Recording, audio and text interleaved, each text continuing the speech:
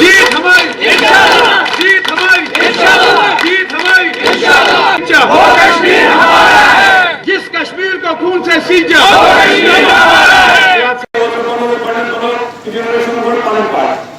हाँ, मैं यहाँ पर कह रही हूँ, जो हमारे बच्चे गुजर गए हैं वो शहीद हैं क्योंकि वो मासूम।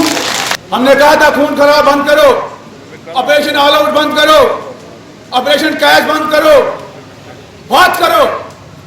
हुर्रियत की सियासत से हम इत्तेफाक नहीं करते हैं, लेकिन हुर्रियत के साथ बात करो। क्रिया करें अपने कारकुनों का, वोटों का, जिन्होंने नेशनल कॉन्फ्रेंस को 3 सीटें दिलाई और जिससे एक शान बहाल हुई और उन लोगों के मुंह बंद हो गए जो कह रहे थे नेशनल कॉन्फ्रेंस अब है नहीं, लोग बड़े तंग आ चुके हैं।